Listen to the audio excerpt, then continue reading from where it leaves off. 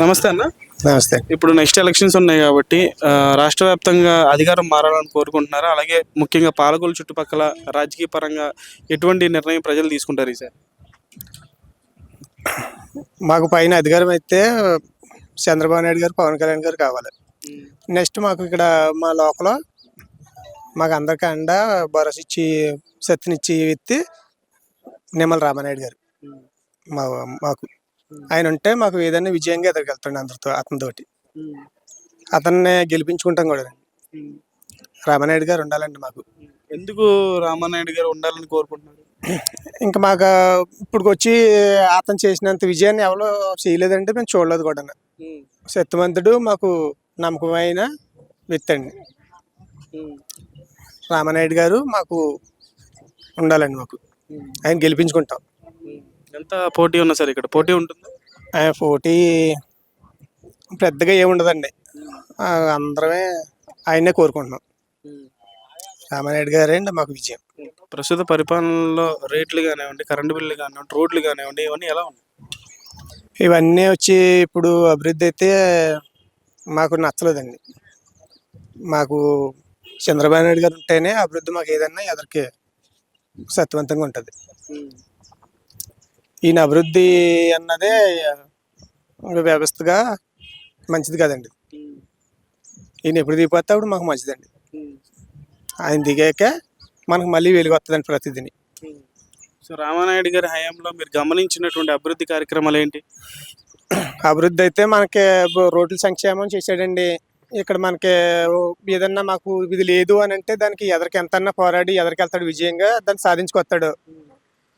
అందరి మనసుల తత్వంలోనూ నిలకడగా ఉంటాడు, నిలబడతాడు. అండగా సత్యవంతుడిగా నిలబడి మాకు ఏది కావాలంటే చేసుకెళ్తాడండి, ఎదరికి వెళ్తాడు. ఏ పార్టీలో ఏ నాయకుడు కానీ ఇంతలాగా ఈయన రెస్పాండ్ అయినట్టు అవరా, స్పందించినట్టు అవరండి. ఈయనంత ఉత్సాహంగా ఇంకెవరు ఉండరు. మాకు రామానాయుడు గారి తర్వాత అండి ఎవరన్నా సరే. ఈసారి కూడా భారీ విజయం ఉంటారు. విజయం అండి, విజయం తెచ్చుకుంటామండి, మేము సాధించుకుంటాం. Thank you. నమస్తే అన్న. నమస్తే అన్న. ఇప్పుడు నెక్స్ట్ ఎలక్షన్స్ ఉన్నాయి కాబట్టి రాష్ట్ర వ్యాప్తంగా కానివ్వండి, ముఖ్యంగా మనకి పాలకొల్లు చుట్టుపక్కల గ్రామాల్లో ప్రజల యొక్క నిర్ణయం ఏ పార్టీ మీద ఉందంటారు? నేను అనుకున్నది అయితే టీడీపీ అనుకుంటున్నాను. నిమ్మల రామానాయుడు గారు కొంచెం అన్నిటిలోనూ యాక్టివ్గా బాగుంటారు కాబట్టి ఇక్కడ రామానాయుడు గారు వస్తారని భావిస్తున్నాను, నా అభిప్రాయం అయితే. అంటే రామానాయుడు గారి అభివృద్ధి కార్యక్రమాల గురించి ఏం చెప్తారు? ఎటువంటి అభివృద్ధి కార్యక్రమాలు చేపట్టారు? ఈ రోడ్లైనా, రైతులకి కాలువ పనులైనా, ధాన్యం డబ్బుల గురించి కొంచెం అడగడం అయినా ఆయన కొంచెం ముందు ఉంటారన్నమాట. అంటే సమస్యల గురించి ముందుకు రావాలి అని అంటే ఆయన కాకుండా వేరే ప్రత్యామ్నాయ అయినటువంటి నాయకుడు ఎవరు లేరా ఈ చుట్టుపక్కల? అన్న వచ్చారన్నా, ఇంకా కొత్త వాళ్ళు వచ్చారు కానీ ఆయన ఎప్పటి నుంచో ఉన్నాడు కదా, ఆయనకే ఎక్కువ మద్దతు ఇస్తారని నేను అనుకుంటున్నాను. మా సైడ్ ఈ నియోజకవర్గం తరఫున ఆయనకే మద్దతు అని నేను అనుకుంటున్నాను. పోటీ ఎలా ఉంటుందంటారు ఇక్కడ? పోటీ అంటే రామానాయుడు గారు వస్తారన్న, అంతేనా. ప్రస్తుత పరిపాలనలో ధరలు కానివ్వండి, కరెంటు బిల్లులు కానివ్వండి, రోడ్లు కానివ్వండి, ప్రతిదీ కూడా ఎలా ఉందంటారు? ధరలు అయితే పెరిగినాయి అన్న. పెట్రోల్ రేట్ చూసుకున్నా, డీజిల్ రేట్ చూసుకున్నా, కరెంటు బిల్లు చూసుకున్నా, ఈ రోడ్లు అంటే ఇప్పుడు ఎలక్షన్లు వస్తున్నాయి కాబట్టి ఇప్పుడిప్పుడే రోడ్లు వేస్తున్నారు ఈ మధ్యలో. అంతకుముందు రోడ్లు కూడా దారుణంగా ఉంటాయి. సో రాష్ట్ర వ్యాప్తంగా ఉన్నటువంటి సమస్యలు మీరు చెప్పినట్టు అన్ని తీరాలి అంటే అధికారం మారాలంటారు? మారాలన్న, మారితే కానీ, మార్పు ఉంటే కానీ డెవలప్మెంట్ అవ్వదు కదా రాష్ట్రం. రాజధాని కూడా ఏదనేది డిసైడ్ లేదు, ఇంకా అడుగుతుంటే అక్కడ ఇక్కడ అంటున్నారు. కానీ ఇప్పుడు వచ్చే గవర్నమెంట్ అయినా గవర్నమెంట్ మారితే దాని మీద గ్రిప్ ఉంటుంది కదా రాజధాని గురించి. అదే. సో ఈ 4-5 ఏళ్ళ పరిపాలనలో కరోనానే సగం ఎక్కువ తినేసింది టైం. మరి ఆ సమయంలో ప్రజలు బయటికి రాలేనటువంటి పరిస్థితి. మరి అప్పుడు ప్రభుత్వం ఎలా ఆదుకుంది? అంటే పర్లేదన్న, కొంచెం అంటే అటు సైడ్ కూడా మనం వేసుకున్నా కానీ వాలంటీర్లు వచ్చాక కొంచెం ప్రజలు బయటికి రాకుండా ఇదైంది. అదొక్కటే మెచ్చుకోవచ్చు అంతే. కరోనా టైంలో ప్రస్తుతం ఉన్నటువంటి లోకల్గా ఉన్నటువంటి నాయకులు ఎలా స్పందించారు? రామానాయుడు గారు అయితే ముందుండేవారు, బయటకు వచ్చి ఊరూరు తిరిగి ముసలోళ్ళకి కానీ, బట్టలు కానీ, రైస్ కానీ ఆయన ముందుండి అయితే తిరిగేవారు. వేరే నాయకుల గురించి మనకు అంత ఐడియా కనిపించలేదు. అదే. ఈసారి కూడా ఎంత మెజారిటీ ఎక్స్పెక్ట్ చేస్తున్నారు రామానాయుడు గారు? మరి మెజార్టీ అంటే ఐడియా లేదన్న. కానీ గెలుస్తారంటారా? గెలుస్తారు పక్క పక్క. Thank you. థ్యాంక్ యూ అన్న. ఇప్పుడు నెక్స్ట్ ఎన్నికలు ఉన్నాయి కాబట్టి పాలకొల్లు చుట్టుపక్కల గ్రామాల్లో ప్రజల యొక్క నిర్ణయం ఏ పార్టీ వైపు ఉండబోతుంది? ఇప్పుడైతే మాత్రం మా ఉద్దేశ ప్రకారం అయితే మాత్రం మొత్తం ఈ సంవత్సరంలో మాత్రం నిమ్మలనాయుడు గారు మొత్తం కనీసం వైఎస్ఆర్ వచ్చినా కూడా నిమ్మలనాయుడు గారు చేసిన కొంత అద్భుతమైన కార్యాలు మాత్రం చాలా ఉన్నాయి. ఇప్పుడు కరోనాలో కూడా అందరూ ఇంట్లో ఉన్నా సరే ఆయన ఇంటింటికి తిరిగి బియ్యం అని, నూనె ప్యాకెట్లని, నూక ప్యాకెట్లని మరి చాలా మందికి ఎంతో సహాయం చేశాడు ఆయన. రుణం మాత్రం జనం ఎవరు మర్చిపోలేరు. అది కాకుండా మాకు అందరు ఇళ్ళలో ఉన్నా సరే ఈదికి తిరిగి ప్రతి ఒక్క మనిషికి ఎలా ఉంది ఏంటని ఆధార్ తీసుకుంటేవారు. అలాగే మరి గవర్నమెంట్ హాస్పిటల్ ఉందనుకోండి, ఎప్పుడైనా గవర్నమెంట్ హాస్పిటల్ కాడికి వెళ్ళినా మరి పిల్లలు డెలివరీ అయినా కూడా మరి బాక్స్ లో పెట్టడానికి అరేంజ్మెంట్ చేశారు. ప్రతి రోజు కూడా భోజనం అండి, మరి ఊహించలేని భోజనం పెడుతున్నారు ఆయన. తర్వాత మరి ఏది చేసినా కూడా నిమ్మలనాయుడు గారిని మించిన వాళ్ళు మాత్రం ఏ నాయకుడు కూడా ప్రభుత్వం లేడు, ఎవరు కూడా ప్రభుత్వం చేయలేరు కూడా.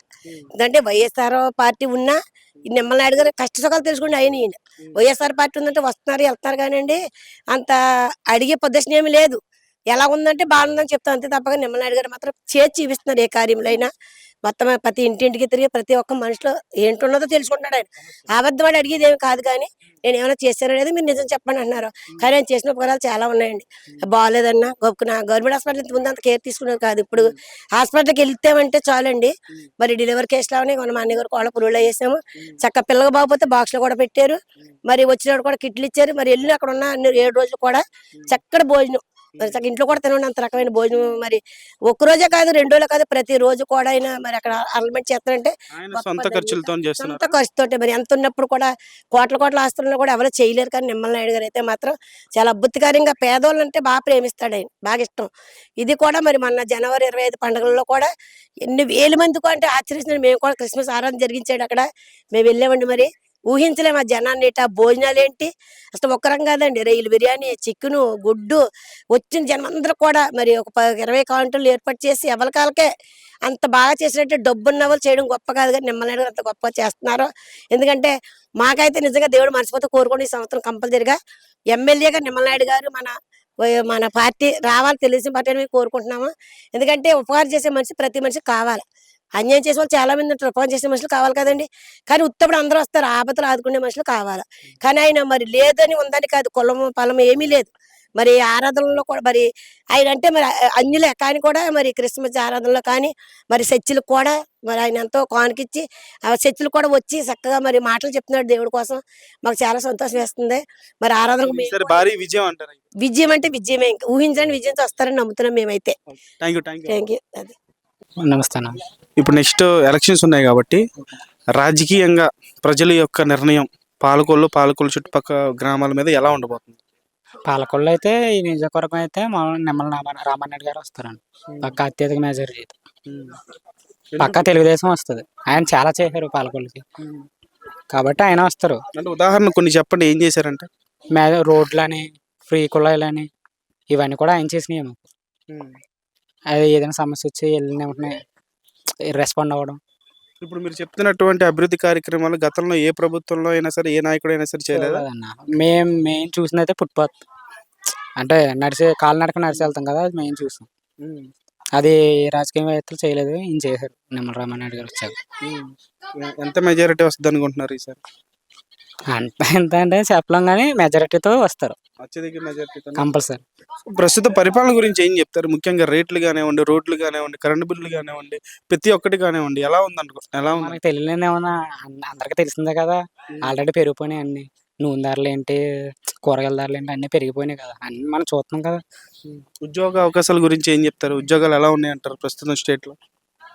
ఉద్యోగాలు అంటే ఏమన్నా ఏం రావలేదు కదా, ఏమి ఇచ్చారు? వాలంటీర్ జాబ్లు ఒకటి ఇచ్చారు అంతే కదా, ఇంకేమన్నా జాబ్లు ఆయన ఇచ్చిన వల్ల.